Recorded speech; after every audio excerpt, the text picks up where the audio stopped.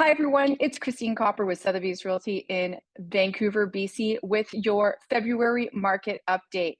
Now, I'm going to get right to it. We're going to share a bit about what's happened in January, which was pretty wow. We had over 1,400 sales in January, which was up a whopping 38% increase year over year. January is not known to have strong sales, so this is quite a surprise and could be a bit of what's to come for the spring market, which we're starting to feel with lots of phones ringing and clients thinking about listing as well as buying. January sales were also the first month that we've had an uptick in sales. So ever since last May, sales have been going down each and every single month until now. There was a little blip in October, but really it's been a steady downward decrease since May.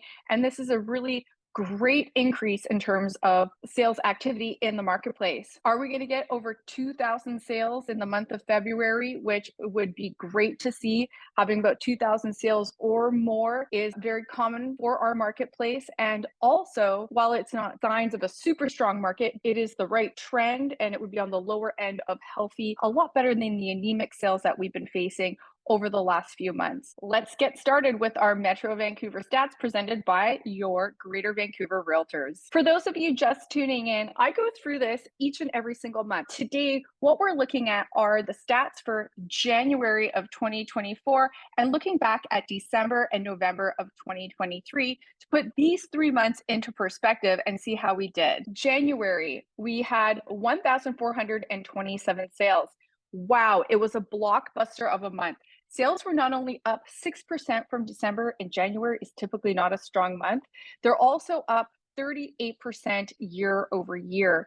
That is a big increase with respect to sales for January. And also, January sales was about 20% below the 10-year average. Obviously, that doesn't sound great. We want to be closer to the 10-year average, reflective of an active and healthy market. However, this is a significant decrease versus the 36% below the 10-year average that we've seen in months previous. New listings came in at 3,788. That is a whopping 186% increase in new inventory being listed in the month of January. It's also up 15% year over year. Why this doesn't give me any concern is because we're comparing to December, and quite frankly, we are still in a state of low inventory. But this 3,788 new listings coming on the market is still 9% below the 10-year average for January listings. It's not a lot of inventory coming on. And in fact, it's what we really need if we want to see sales go over 2,000 in the month of February.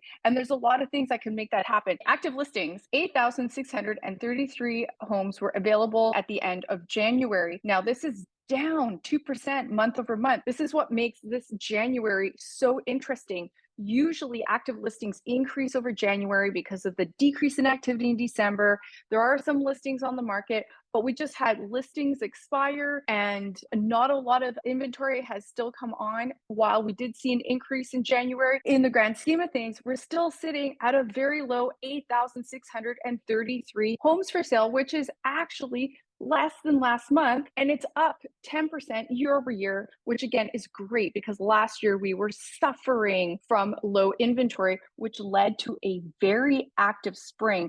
And numbers like these are what are potentially saying that we could be shaping up to have a very active spring, coupled with some of the news that came out from the Bank of Canada. In terms of 10-year average, we're spot on, very normal in terms of inventory available at this time of year. Months of inventory. For those of you that follow me each and every month, you got this already. For those of you that are new and just tuning in, months of inventory is my predictor or the predictor of letting you know what's to come with respect to supply and demand. And if you know what's happening with supply and demand, you're going to have a good idea of what's going to happen with prices. If you have a lot of supply, aka many months of inventory, and a very weak demand, your inventory is going to increase and therefore put pressure on prices. And in the months of inventory world for real estate, it's 6 months and above is considered a buyer's market. And we are just on the cusp. Anything below that is considered a balanced market. And we literally came out of the year beginning January 1st, going from these buyer market conditions into a more balanced market. And you can see this trend. You can see November was 6.4, December was 6.5, but January things started to tighten up. And I would say that activity on the street today is showing a lot of activity. We've even had multiple offers happening out there with this low level of inventory and a renewed sense of confidence and buying activity, which are reflected in January's numbers. 6 months of inventory is 8% below last month. It's a lot tighter than we were last January when we had 7.2 months of inventory. It was ugly, but also last January at the tail end, we did experience this flurry. The phone started to ring, the showings started to happen. There was more activity, and it felt like there was a renewed sense of confidence with buyers. And we are definitely feeling that on the street right now. That can change at any moment in time. And there's some news that came out today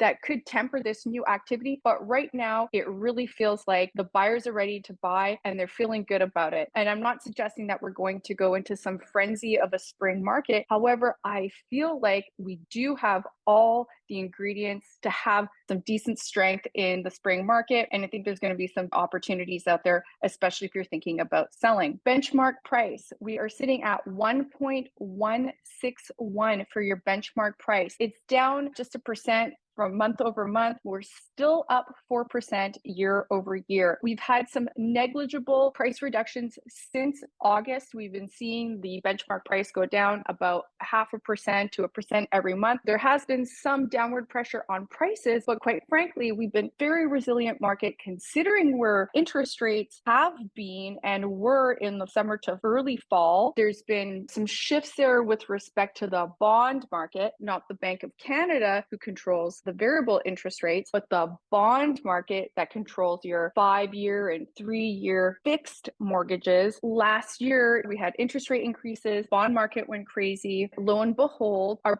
prices are hanging on pretty well. Now, is this spring going to be the one that sets a floor in this new market environment with higher interest rates for longer and a renewed sense of confidence? We shall see. It is definitely going to take some more inventory to really get this market going again and a continuation of confidence amongst the buyers. We're still looking at the past and the numbers, but based on the phone calls, based on the showings, based on the multiple offers that you're hearing about, we're also seeing prices increase in some situations, and we're seeing those multiple offers, prices going up. I bet you next month we're either going to see flat or prices going up. And again, that's why we have some renewed confidence for this spring. So what's driving Vancouver real estate? Here's the thing. Sales started out with a bang, and it's not surprising because we're feeling the activity on the street as well as we're getting the phone calls. A lot of people want to come out to the market and list, which is fantastic because if we want to see more sales, one of the things that's holding us back is inventory. People aren't going to list if they don't think that there's something to buy, because generally when you have a seller, you also have a buyer. Remember, those two things go hand in hand, and that's really important when you're thinking about the current activity in the marketplace. A lot of sellers have been on the sidelines. There hasn't been enough inventory, but we start to see that inventory coming on here in January. And I think we have a lot of buyers that are coming out of the woodwork, all that pent up demand of people who waited last year. On top of course, we have all the immigration and all the people that just require housing that we don't have. And in January, we also had Tiff Macklin and the Bank of Canada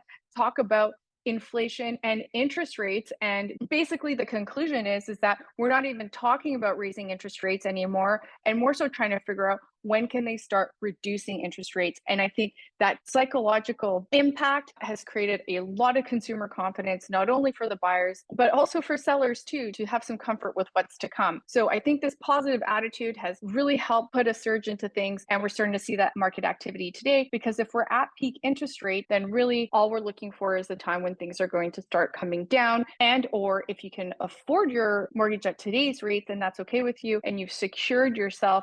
You now have home security for the future. If it's the right time for them, people are getting into the market. Also, the economy is doing well. That's a bit of a double-edged sword with some new news today that also came out. We've had inflation come down from its highs at 8%. We're trending in the right direction, which is what gave the confidence of the Bank of Canada to talk about potentially decreasing rates, and a lot of market participants expecting rates to come down here this summer. Now, if you watch my previous videos, I shared that I'm not quite sure that's the case, because back in December, inflation did tick up, and the Bank of Canada has indicated, while they're not thinking about raising rates anymore. They are prepared to raise them if they have to. And this inflation thing is really important to them. And it did tick up in December. Now, they held things where they are because they know that there's a lot of things that need to unravel in the economy. With rates being where they're at, it usually takes 12 to 18 months to filter through. And we've already seen that with some of the mortgage renewals and people struggling. Households have less money to spend, and that's also impacting some businesses. However, there's still strong parts of the economy. And today, the US came out with much stronger inflation than was anticipated. And that actually shot up the 5-year bond. Inflation rose by more than expected at 3.1. They were hoping to only have inflation come in at 2.9%, so below that 3% mark. It came up higher, and that really did impact the 5-year bond. We had this low here in January, pretty high back in November. We got to this nice low, sub 3.25%, and now things are starting to creep up again. Here is my caveat about having a strong spring market. The fact is that we need inflation to be in control. It ticked up in December for the Bank of Canada, and just today it ticked up for the US. That's your market update for February of 2024. I'm Christine Kopr with Sotheby's Realty. Please make sure to like and subscribe. If you don't already follow me on Instagram or on YouTube, I really appreciate it if you decided to click that follow button, and make sure you like the videos and share them with your friends and family. And I look forward to seeing you next month.